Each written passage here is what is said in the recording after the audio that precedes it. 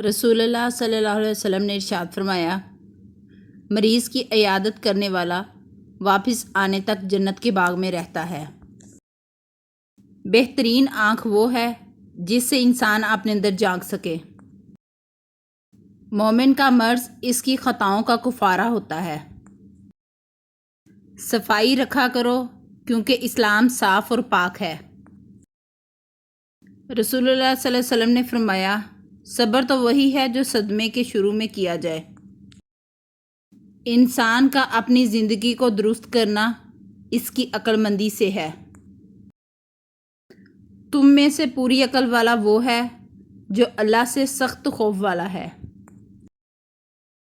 حضرت عائشہ صدیقہ رضی اللہ تعالیٰ عنہ نے فرمایا، موت کو بہت یاد کرو، اس سے دل نرم ہو جاتا ہے۔ رسول اللہ صلی اللہ علیہ وسلم نے ارشاد فرمایا، جس شخص نے دن کا آغاز بھلے کام سے کیا اور دن کی انتہا بھلے کام سے کی، اس کے بارے میں اللہ تعالیٰ فرشتوں سے فرماتے ہیں، اس کے درمیانی حصے کے گناہوں کو مت لکھو۔ کھانا اکٹھے کھایا کرو کیونکہ برکت جماعت کے ساتھ ہے۔ چڑیا کو جتنی محبت اپنے بچے سے ہے، اللہ تعالیٰ اس سے بھی زیادہ اپنے بندے پر رحم فرماتا ہے۔ والدین کا نافرمان اور ہمیشہ شراب پینے والا داخل جنت نہ ہوگا۔ کیا میں تمہیں نہ بتا دوں کہ جہنم کس پر حرام ہے؟ پھر فرمایا، اس شخص پر حرام ہے جو لوگوں کے ساتھ نرمی اور سہولت کا معاملہ اختیار کرے۔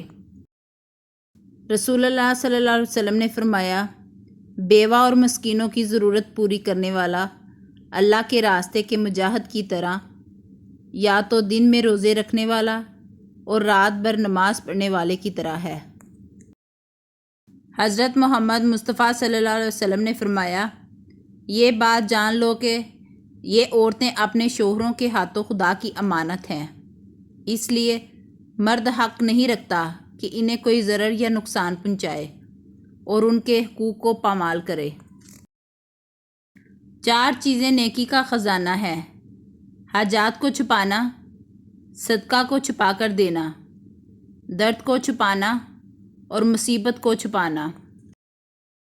علم دولت سے بہتر ہے کیونکہ تم دولت کی حفاظت کرتے ہو اور علم تمہاری حفاظت کرتا ہے۔ تم قرض لینے سے پرہیز کرو کیونکہ قرض رات کو غم کا سبب ہے اور دن کو رسوائی کا۔ حضرت محمد صلی اللہ علیہ وسلم نے فرمایا کہ بستر پر جاؤ تو آیت الکرسی پڑھ لیا کرو، اللہ تعالیٰ کی طرف سے تمہارا ایک حفاظت کرنے والا مسلسل تمہارے ساتھ رہے گا اور کوئی شیطان صبح تک تمہارے پاس نہیں آئے گا۔ رسول اللہ صلی اللہ علیہ وسلم نے فرمایا، تم علم حاصل کرنے کے لیے کوشش کرو، بے شک اس کا سیکھنا نیکی، اس کے بارے میں بحث تسبیح اور اس کے لیے کاوش جہاد ہے۔